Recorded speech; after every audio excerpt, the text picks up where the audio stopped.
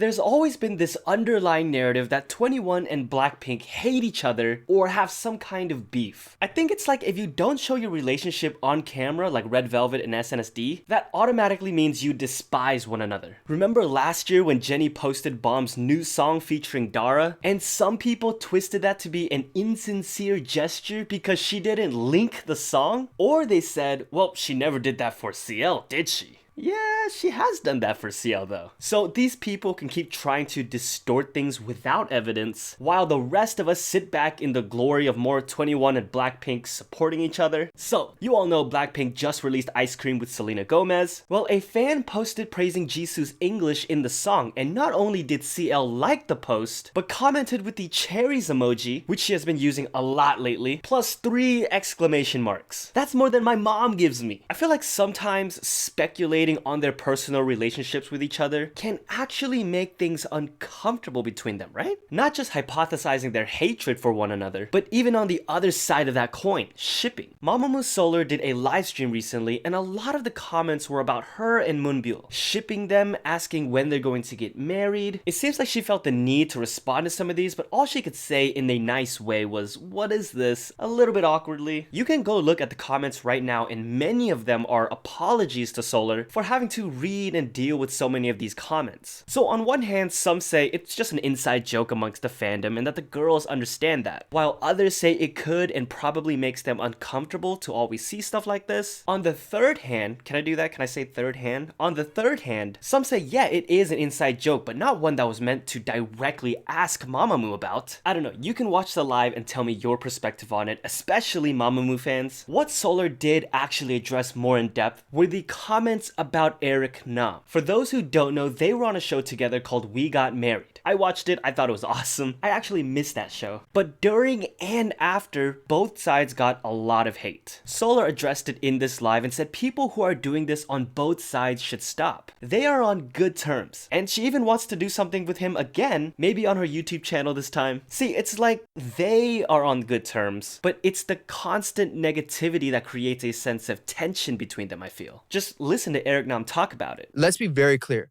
We're on very good terms. Like, we Set the record straight. let's set the record straight. We're on very good terms. And people are always like, why don't you talk about MAMAMOO? Why don't you talk about Solar and stuff? And I honestly try to avoid it because it was a very sensitive topic for a long time. Mm. In the sense that I got a lot of hate. And I'm sure it probably went both ways too. But being on We Got Married, for the people who were on it, if you were an idol or if you were a singer, like, there was a lot of sensitivity in terms of, there are people who don't care and they're just like, it's a great show, or we just really like you two as a pair. But there are also many people who really don't like us that way. And Right. so for me, I was always cautious. And even to this day, sometimes where I just get like random messages of just like, that aren't the nicest messages Right. about it. And so I always try to avoid it. So for people who are always like, why don't you ever talk about it? You just completely blow it off. It's like, it's not that. It's not, I don't want to dismiss it or discount it. It's just a very, unfortunately, I feel sensitive talking about it. And so if you look back at the radio show, like, Solar and I were visibly very cautious and like uncomfortable at points. And it was like funny because it's laughable to me because I'm just like, we can be friends, but it's a cautious thing.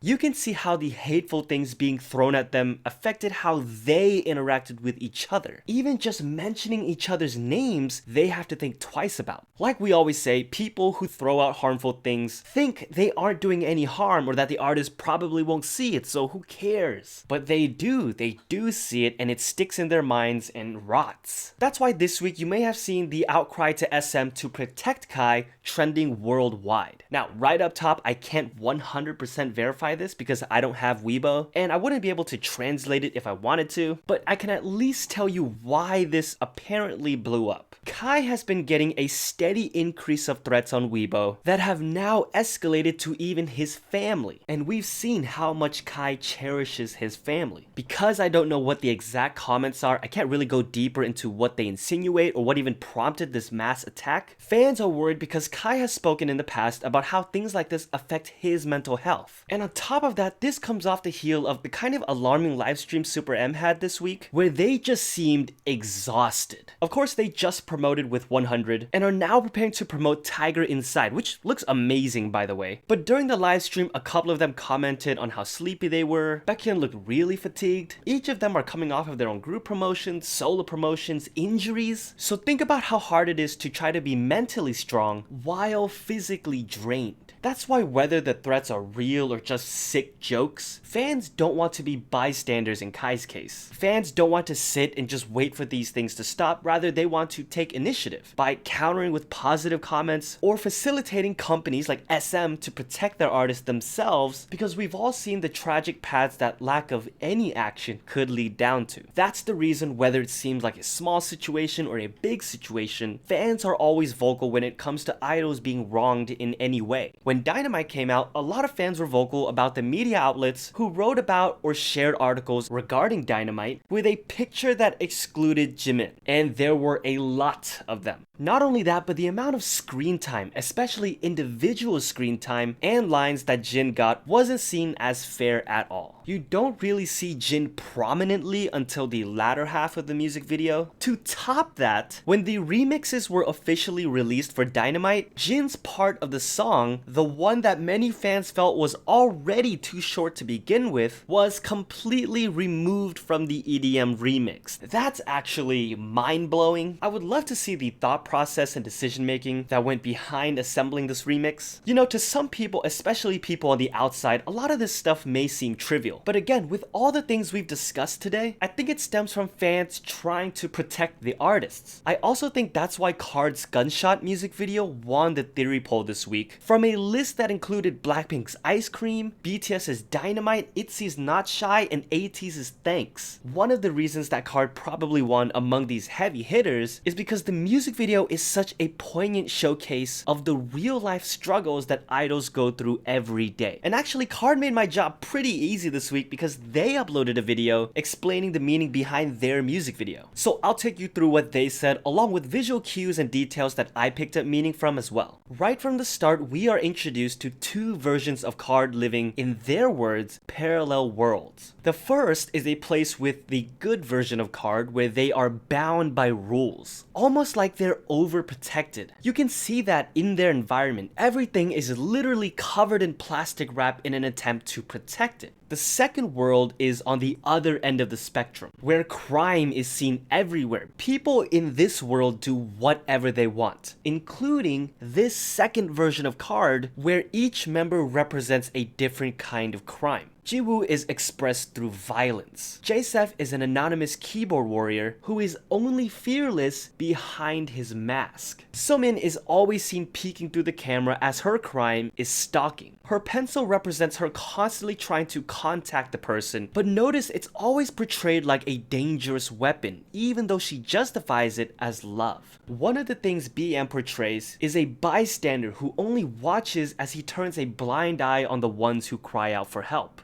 The common thread in all of these is how words are the weapons in this world, hence the album's name, Way with Words. That's why pencils and brushes are depicted as weapons. Ink is symbolically used in this music video to vandalize and ruin everything. But why is it when the bad version of KARD commits these crimes, the good version suffers when they are in two completely different worlds? That's the question KARD asks us. The answer lies through these lenses we constantly see in this music video. Notice how we are always looking through a camera lens. According to KARD, the camera is the window that connects these two worlds. Think of it as the internet. In real life, the internet and social media is what connects us. Without it, two people on complete opposite sides of the world have a very low chance of encountering one another. They might as well be living on completely different worlds. But with the internet, we can connect just like that. But we can also attack just like that. As I said earlier in this video, people who fire these bullets don't think they're affecting anyone, when in reality, their actions can ripple farther than they realize. The plastic that was supposed to be protecting now looks like it suffocates them, binding them to those chairs and forcing them to feel the pain. Just like idols who have to be on and endure social media because it's a part of their jobs. At the end, we see a confrontation between the two versions of Jiwoo. One points a gun at the other, but if you look very carefully, it's a paper gun. The view from the front actually shows us the flat piece of paper. Malicious commenters see their words like a paper gun. It's not a physical thing, it can't possibly hurt someone. How could my virtual comment cause any harm? But when the paper gun fires, we do see that physical impact. Obviously, the music video also comments on how we possibly harm ourselves when taking shots at others, but also when we are the ones being shot at. I think KARD wrote this song so they could pour their hearts out through our speakers to reconsider the next time we hit that send button. Because while it might sound like a simple click on a keyboard on your end, the other side may hear it as a gunshot. They hit me like